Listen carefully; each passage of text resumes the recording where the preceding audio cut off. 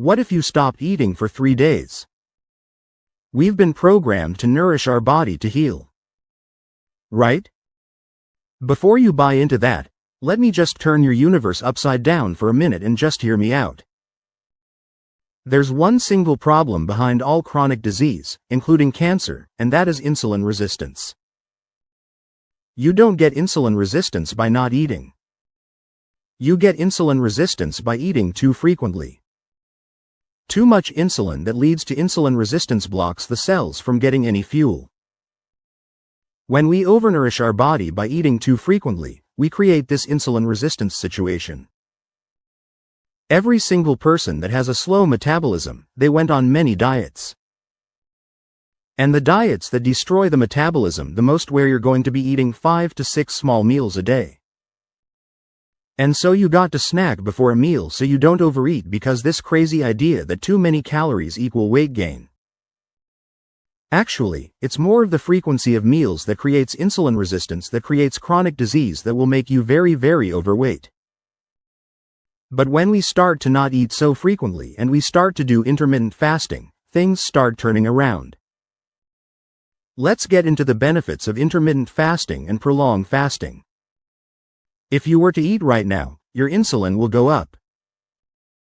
And because insulin is going to go up, that higher insulin is going to prevent a lot of good things that are going to happen. Let's say you're going to fast for 18 hours, and then you're going to eat at, let's say, 12 o'clock, noon, and then you'll eat at 6 o'clock. So that's a 6-hour eating window, and then you have an 18-hour fasting window.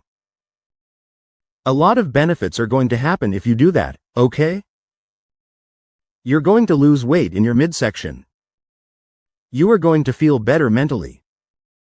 Your mood will come up and your inflammation will start going down as well.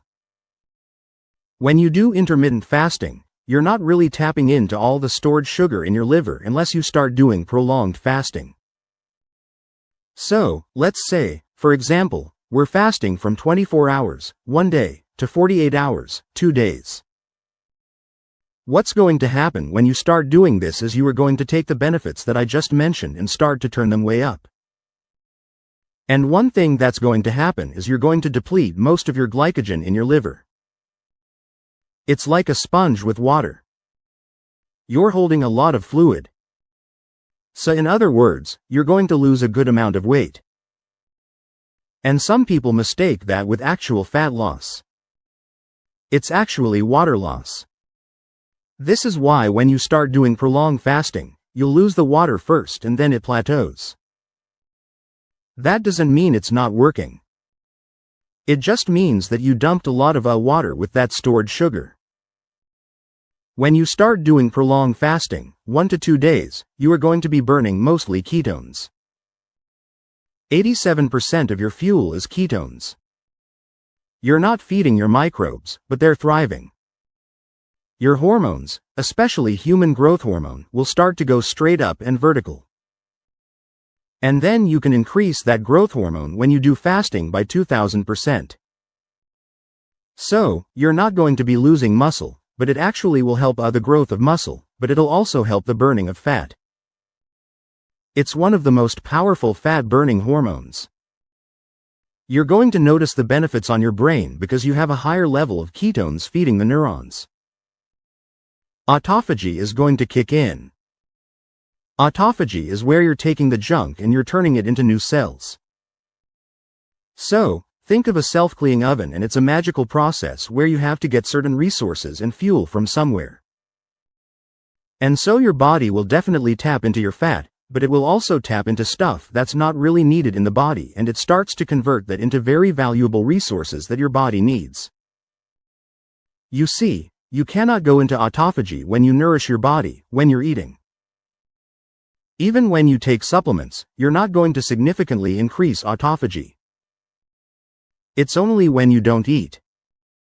Prolonged fasting allows you to prune your brain and allows you to build new brain cells. You only do that to a certain degree, but with intermittent fasting, but a lot more when you do prolonged fasting. Insulin powerfully shuts down autophagy. Insulin shuts down fat burning. It shuts down the regrowing of the brain cells. And with that, what happens when you fast longer? So, let's say we're going to go to 72 hours, autophagy starts cleaning up intracellular pathogens. I'm talking about viruses.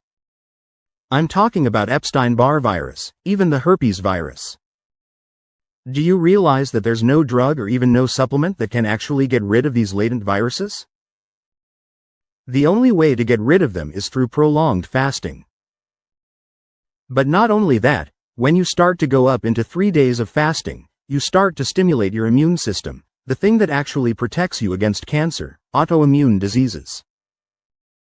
I mean, we're just told all these ideas that we have to nourish the body to get healthy. No, we actually don't. There's no doubt we need to nourish our body when we eat, but prolonged fasting transforms your health in so many different ways.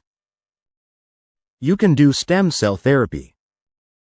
Some of the therapy is like $50,000. Well, guess what? You can get stem cell therapy for free by just not eating. And also, I wanted to point out the inspiration for this video is from this book, Metabolic Freedom by Ben Adi. I highly recommend you get it. I'll put a link down below in the description. Here's a couple last-minute tips. When you're doing a water fast, whether it's intermittent fasting or prolonged fasting, you're not eating anything except you're drinking water. And so, what breaks that fast is a certain amount of calories. So, you wouldn't want to consume bone broth, for example. But you could do coffee, you could do tea. Why? Because it doesn't have any calories. It's when you add in certain things that you have a problem. Very important thing to note when you do intermittent fasting and prolonged fasting is to have enough sea salt. If you don't have enough sodium, you will feel tired. So, when you're doing intermittent fasting, make sure you add a little more sea salt and probably like a teaspoon per day spread out. And you can mix it with water.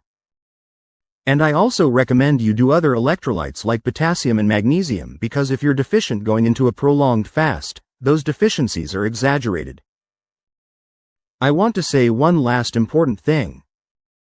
You can really mess yourself up when you do refeeding after a 3-day fast. Don't make the mistake that I made where I just started loading my body up with all this food. I got very sick.